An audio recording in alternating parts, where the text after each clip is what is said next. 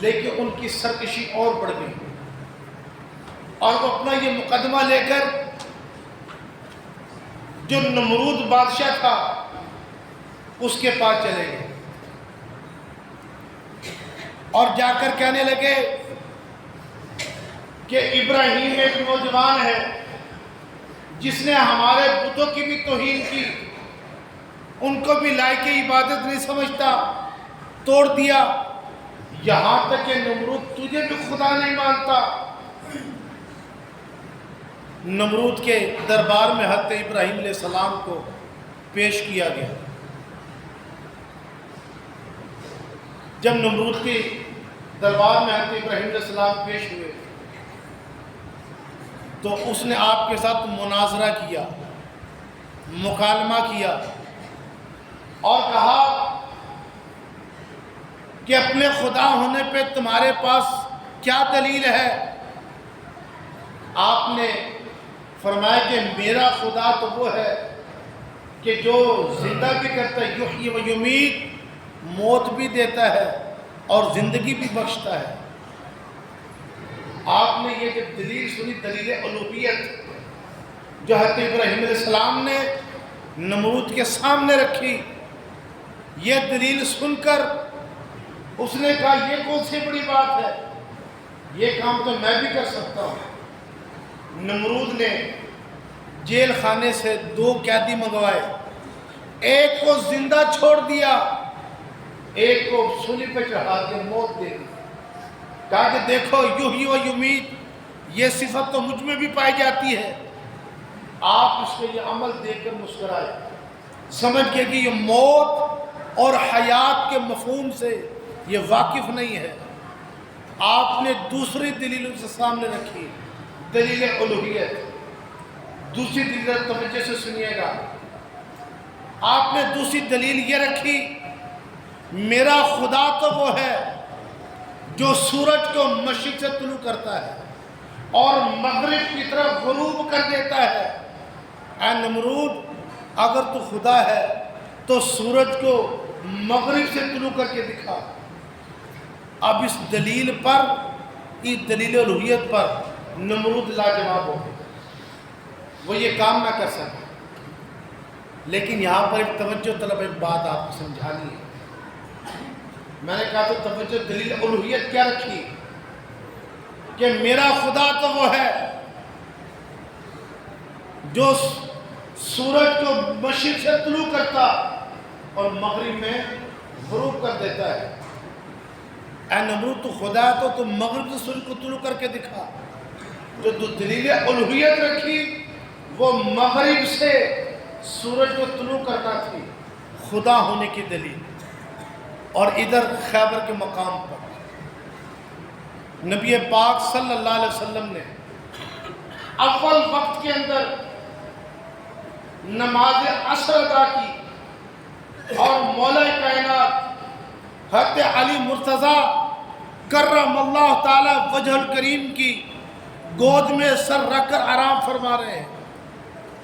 ادھر نماز عصر قضا ہو گئی، سورج غروب ہو گیا، حضرت علی کی آنکھوں میں آنسو جاری ہو گئے۔ امام الانبیاء کے چہرے پر جب آنسو گرتے ہیں، آپ بیدار ہو، پوچھا علی کس بات نے تجھے رلا دیا؟ حضرت علی نے اس کے یا رسول اللہ، میری نماز عصر یہ قضا ہو گئی، سورج مغرب کی طرف غروب ہو گیا۔ اللہ، مولا علی نے باری تیری نیند پر نماز، وہ بھی عصر جو اعلیٰ خطر کی تھی۔ نماز عصر کی اہمیت دیکھیے گا۔ امام الانبیاء اللہ کے آخر نبی صلی اللہ علیہ وسلم کے بارگاہ میں ایک خاتون روتی چلاتی آئی، بڑی پریشان حال، میں تباہ ہو گئی، میں برباد ہو گئی۔ حضور نے بھی اپنے کام کاج چھوڑ کر اس کی طرف متوجہ ہوئے، نہ جانے کیا ماجرا پیش آ گیا۔ وہ کہنے لگی میں نے فلاں شخص سے زنا کروایا اور اس سے جو بچہ پیدا ہوا اسے سرکے کے ڈرم میں پھینک دیا اور یہاں تک کہ سرکہ بھی بیچ دیا، میں خود ہلاک ہو گئی۔ جان کو بھی ہلاک کر دیا۔ حضور نے فرمایا بس اتنی سی بات تھی، میں سمجھا کہ تیری نماز عصر قضا ہو گئی۔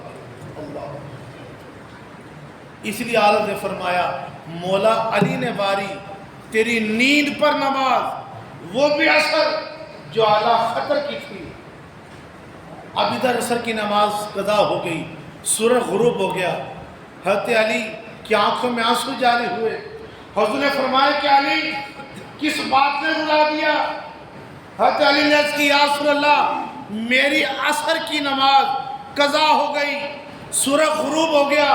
حضور پوچھتے ہیں اے علی یہ بتا نماز کو ادا پڑھنا ہے یا کہ نماز کو قضا کرنا ہے؟ حضرت علی عرض کرتے ہیں یا رسول اللہ میں نماز کو ادا پڑھنا چاہتا ہوں۔ جب رسول اللہ یہ سنا ڈوبے ہوئے سورج کو اشارہ کیا جو مغرب سے طلوع ہو گیا۔ اب بات جو سمجھانی تھی آپ کو، نمرود کے سامنے حضرت ابراہیم علیہ السلام نے خدا ہونے کی جو دلیل رکھی، اے نمرود تو خدا ہے، تو سورج کو مغرب سے طلوع کر کے دکھا۔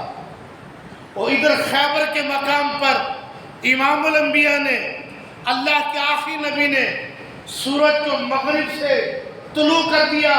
بس یہیں پر اللہ رب العالمین نے فرمایا اے میرے پیارے حبیب، میرے بندے، تیرے امتی جب تیرے ہاتھوں سے دیکھیں گے سورج مغرب سے طلوع ہو گیا، چاند کے دو ٹکڑے ہو گئے اور درخت تیری بارگاہ میں آ کر سلام پیش کرتے ہیں، تیرے ہاتھ میں پتھر کلمہ پڑھتے ہیں، میرے بندے تیرے امتی تجھے کہ خدا نہ سمجھ بیٹھے، کہہ دے انا بشر مثلکم، میں تو تمہارے مثل بشر ہوں۔ یہاں پر انا بشر مثلکم اس آیت میں نفی تھی شرک کی، لیکن لوگوں نے کیا سمجھا؟ نفی معادلہ نورانیت کی، جبکہ بشر اور نور اکٹھے ہو سکتے ہیں، ان میں آپس میں تضاد نہیں ہے۔ تو یہاں پر نفی تھی شرک کی، خدا نہ سمجھ بیٹھے، کیونکہ الہکم الہ واحد، نہ تم خدا ہو نہ میں خدا ہوں، نہ تم عبادت کے لائق نہ میں عبادت کے لائق، تمہارا اور میرا خدا ایک خدا ہے، الہکم الہ واحد۔